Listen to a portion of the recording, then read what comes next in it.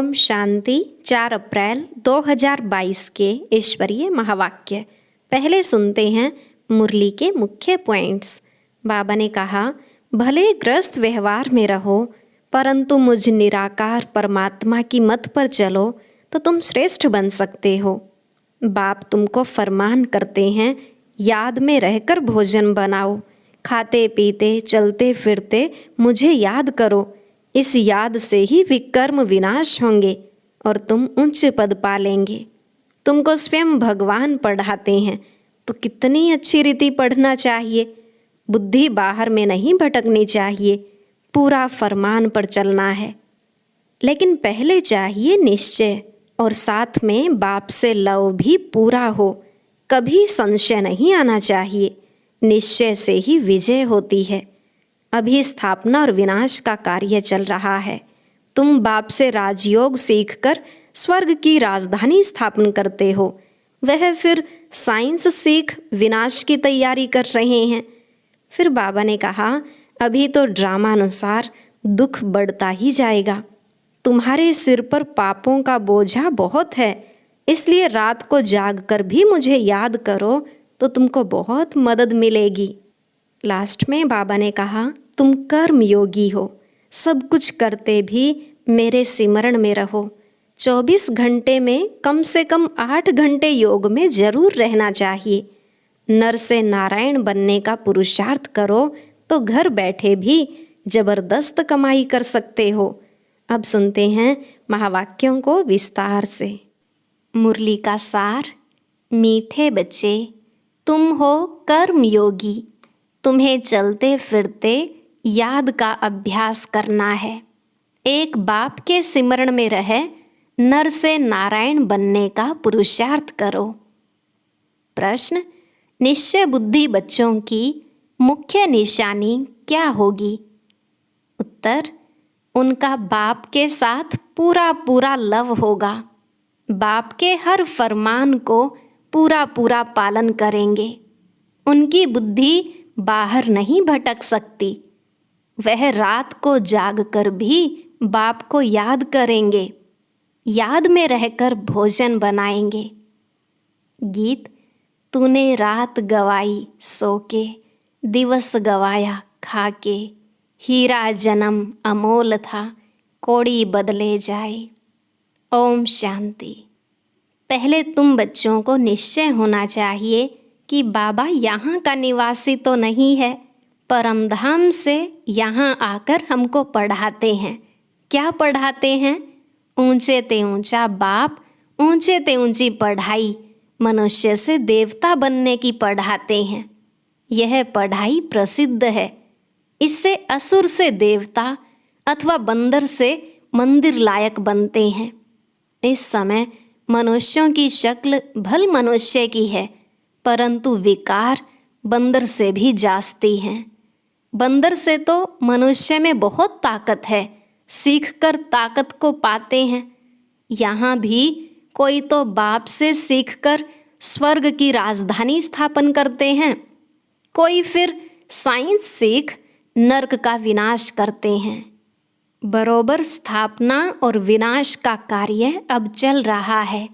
विनाश हमेशा पुरानी चीज का होता है। वह सब रावण को सलाम करते हैं। सिर्फ तुम ही हो जो राम को सलाम करते हो। तुम बच्चे राम और रावण दोनों को जानते हो। मनुष्य कहते हैं व्यास ने गीता सुनाई है, उसमें जो भगवानुवाद शब्द लिखा हुआ है वह सत्य है, परंतु भगवान का नाम बदली कर झूठा कर दिया है। बाबा कितना समझाते हैं, प्रदर्शनी में सिर्फ एक बात ही समझ जाएं कि गीता का भगवान निराकार शिव है, न कि मनुष्य। यह भी समझते नहीं हैं। यह भी ड्रामा में नूंद है। सिर्फ सन्यासी हैं जो अपने को दुखी नहीं समझते। वास्तव में वह भी दुखी हैं जरूर, परंतु कहते हैं हम दुखी नहीं हैं। या तो कह देते हैं शरीर दुखी होता है, आत्मा थोड़ी ही दुखी होती है। आत्मा सो परमात्मा है, वह कैसे दुखी होगी? यह उल्टा ज्ञान है। अब है ही झूठ खंड। भारत स्वर्ग था तो सचखंड था। बाप समझाते हैं, ड्रामानुसार दिन प्रतिदिन दुख बढ़ता ही जाएगा।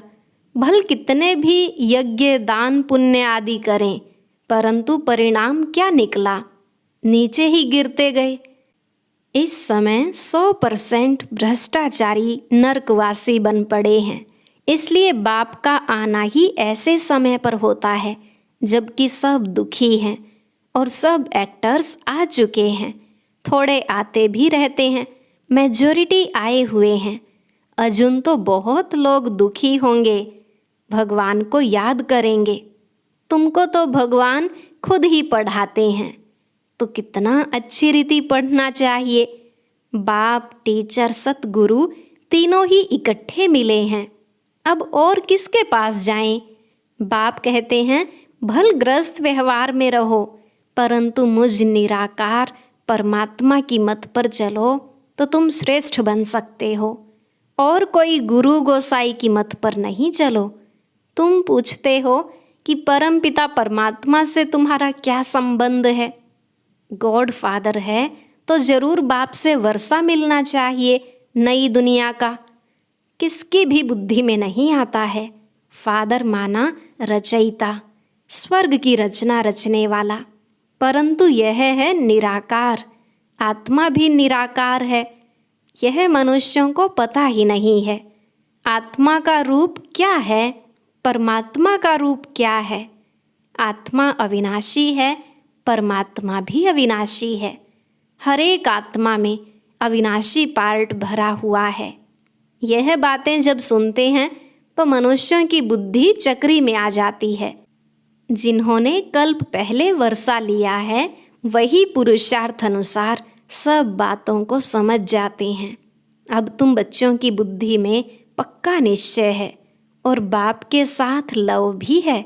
शिव बाबा फरमान करते हैं, तो खाते पीते मुझे याद करो। याद से विकर्म विनाश होंगे और उच्च पद भी पाएंगे। कोई तो भल यहाँ बैठे हैं, परंतु बुद्धि बाहर भटक रही है, जैसे भक्ति मार्ग में होता है। माया का राज्य है ना, बुद्धि बाहर चली जाती है तो धारणा नहीं होती। मुश्किल कोई बाप के फरमान पर चलते हैं। बाप कहते हैं, सिर पर पापों का बोझा बहुत है, इसलिए रात को जागकर मुझे याद करो तो तुमको बहुत मदद मिलेगी। चलते फिरते भी याद का अभ्यास करो। याद में रहकर भोजन बनाओ, इसमें बड़ी मेहनत है, घड़ी घड़ी भूल जाते हैं। बच्चों को अभ्यास बहुत अच्छी रीति करना है। 24 घंटे से 16 घंटे तो फ्री हो, बाकी 8 घंटे तो योग में जरूर रहना है। तुम हो कर्म योगी। बाबा कहते हैं, सब कुछ करते मेरे सिमरण में रहो। नर से नारायण बनने का पुरुषार्थ करो तो घर बैठे भी जबरदस्त कमाई कर सकते हो। बड़े बड़े आदमी भी आएंगे, परंतु टू लेट। तुम्हारे में भी बहुत हैं जो कहते हैं हम लक्ष्मी को अथवा नारायण को वरेंगे, फिर घड़ी घड़ी भूल जाते हैं। ऐसे बहुत हैं जो कहते हैं शिव बाबा इनमें आते हैं। यह बात हमारी बुद्धि में नहीं बैठती है। कोई शक्ति है, कशिश है, परंतु बच्चे बाप को समझते नहीं हैं, क्योंकि शास्त्रों में ऐसी बातें नहीं हैं कि बाप आते हैं। गीता है सबसे ऊंचा शास्त्र, उसमें भी मनुष्य का नाम डाल दिया है। फिर जो ऊंचे ते ऊंचा भगवान है, उनका नाम फिर नीचे वाले शास्त्र में कैसे आएगा? बाप कहते हैं, कितनी भूल कर दी है, मैंने ही यह रुद्र यज्ञ रचा है।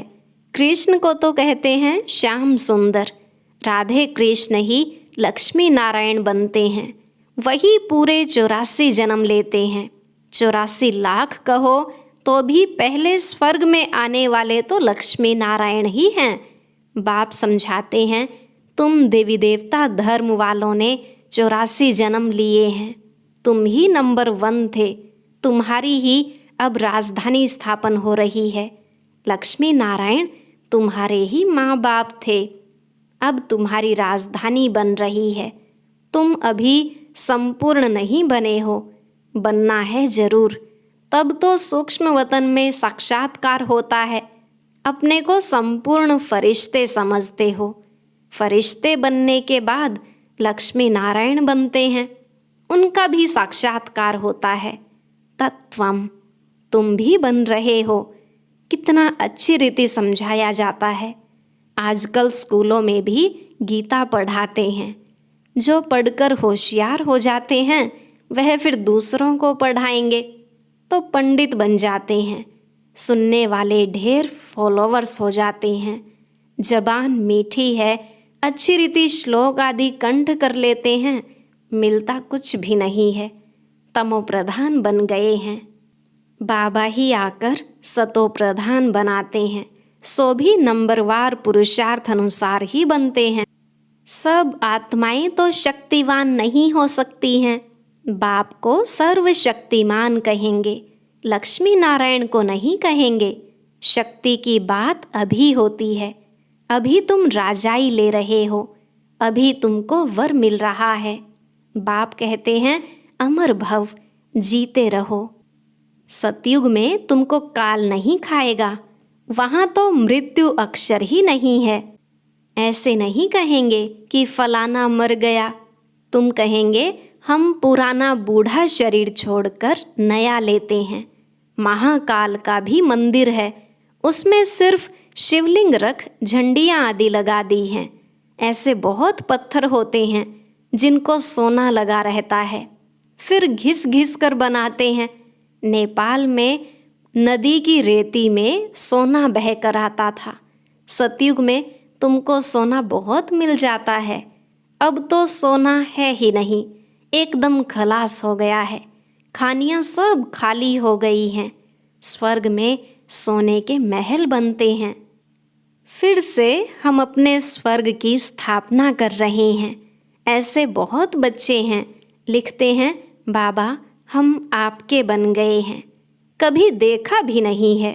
अभी तुम अमर लोक के लिए शिव बाबा से अमर कथा सुन रहे हो। निश्चय से ही विजय होती है। निश्चय भी पक्का होना चाहिए। अच्छा, मीठे मीठे सिकिलधे बच्चों प्रति माता पिता बाप दादा का याद प्यार और गुड मॉर्निंग। रूहानी बाप की रूहानी बच्चों को नमस्ते। रूहानी बच्चों की रूहानी बाप दादा को नमस्ते नमस्ते, गुड मॉर्निंग। शुक्रिया बाबा, शुक्रिया। धारणा के लिए मुख्य सार। पहला पॉइंट, निश्चय बुद्धि बन एक बाप से पूरा पूरा लव रखना है। बाप के फरमान पर चल, माया पर जीत पानी है। दूसरा, शरीर निर्वाह अर्थ कर्म करते कर्म योगी बनना है। याद का चार्ट 8 घंटे तक जरूर बनाना है। आज का वरदान, होली हंस बन व्यर्थ को समर्थ में परिवर्तन करने वाले फीलिंग प्रूफ भव। होली हंस बन व्यर्थ को समर्थ में परिवर्तन करने वाले फीलिंग प्रूफ भव। बाबा ने कहा सारे दिन में जो व्यर्थ संकल्प, व्यर्थ बोल, व्यर्थ कर्म और व्यर्थ संबंध संपर्क होता है, उस व्यर्थ को समर्थ में परिवर्तन कर दो। व्यर्थ को अपनी बुद्धि में स्वीकार नहीं करो। अगर एक व्यर्थ को भी स्वीकार किया तो वह एक अनेक व्यर्थ का अनुभव कराएगा, जिसे ही कहते हैं फीलिंग आ गई। इसलिए होली हंस बन व्यर्थ को समर्थ में परिवर्तन कर दो तो फीलिंग प्रूफ बन जाएंगे। कोई गाली दे, गुस्सा करे, आप उसको शांति का शीतल जल दो। यह है होली हंस का कर्तव्य। आज का स्लोगन, साधना के बीज को प्रत्यक्ष करने का साधन है बेहद की वैराग्य वृत्ति। साधना के बीज को प्रत्यक्ष करने का साधन है बेहद की वैराग्य वृत्ति।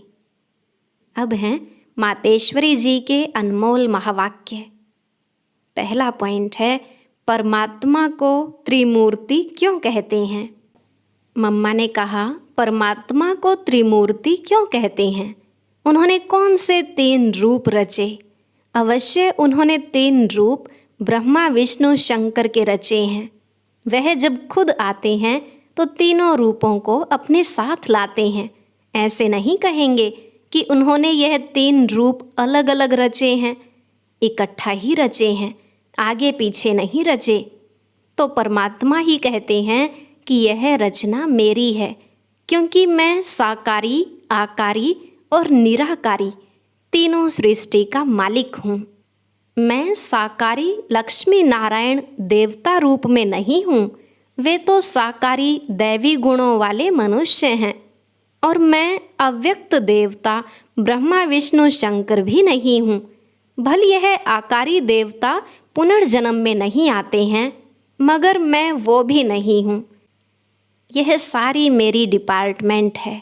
जब मैं खुद आता हूँ तो सारी डिपार्टमेंट साथ में लाता हूँ और उन्हों द्वारा ही दैवी सृष्टि की स्थापना, आसुरी दुनिया का विनाश और नई सृष्टि की पालना कराने के लिए आता हूँ। मैं तो डायरेक्ट ऊपर से पवित्र आत्मा आता हूँ और मैं जिस मनुष्य तन में आता हूँ वह भी बहुत जन्मों के अंत के तमोगुण वाले हैं। उस तन में प्रवेश होकर उनको भी पवित्र बनाता हूँ, जिसका भविष्य जन्म सर्वगुण संपन्न 16 कला संपूर्ण श्री कृष्ण है। क्योंकि परमात्मा तो सर्वगुणों का सागर विक्रमाजीत है। उनसे सेकंड नंबर श्री कृष्ण बनता है, जिसके फिर अंत का जन्म ब्रह्मा तन है। परमात्मा के मुआफिक पवित्र आत्माएं कोई भी नहीं है। उन्हों को पवित्र बनाना पड़ता है, इसलिए परमात्मा को ही सुप्रीम सोल कहते हैं। दूसरी बात है, बिगड़ी हुई तकदीर बनाने वाला परमात्मा है। मम्मा ने कहा, अब यह तो सब मनुष्य जानते हैं कि तकदीर बनाने वाला वो एक ही परमात्मा है। परमात्मा को कहा जाता है तकदीर का मालिक। वो आकर हम आत्माओं की तकदीर बनाते हैं। जो बिगड़ी हुई तकदीर है उन्हों को नया बनाने वाला परमात्मा है। बाकी यह जो मनुष्य कहते हैं तकदीर बनाना व बिगाड़ना परमात्मा के हाथ में है, अब यह कहना सरासर भूल है। तकदीर बनाना परमात्मा के हाथ में है, परंतु जब मनुष्य उस तकदीर बनाने वाले को भूलते हैं तब उसकी तकदीर बिगड़ जाती है। गोया तकदीर को बिगाड़ना मनुष्यों के हाथ में है। जब मनुष्य अपने आप को भूलते हैं, अपने बाप को भूलते हैं, तब ही मनुष्यों से उल्टा कार्य होने के कारण वो अपनी तकदीर को लकीर लगाते हैं। तो बिगाड़ने वाला हुआ मनुष्य और बनाने वाला हुआ परमात्मा। इसलिए परमात्मा को सुखदाता कहते हैं, न कि दुखदाता कहेंगे। देखो, परमात्मा जब स्वयं ही इस सृष्टि पर अवतरित होते हैं तो सभी मनुष्यों की बिगड़ी हुई तकदीर बनाते हैं, अर्थात सबको सद्गति दे देते हैं। तभी तो परमात्मा को सभी मनुष्य आत्माओं का उद्धार करने वाला कहते हैं। परमात्मा कहते हैं, बच्चे, मैं इस संगम पर आए सबकी तकदीर बनाता हूँ। ऐसा नहीं कोई की तकदीर बने और कोई की न बने, परंतु परमात्मा तो सबकी तकदीर बनाते हैं, क्योंकि सभी मनुष्यों का सारी सृष्टि से संबंध है। तभी तो परमात्मा के लिए कहते हैं, तकदीर बनाने वाला जरा सामने तो आओ। तो यही सबूत है कि परमात्मा तकदीर बनाने वाला है। अच्छा, और एक ज़रूरी सूचना, सेंटर पर मुरली सुनने वाले भाई बहनें, आज की ये वीडियो ज़रूर सुनें।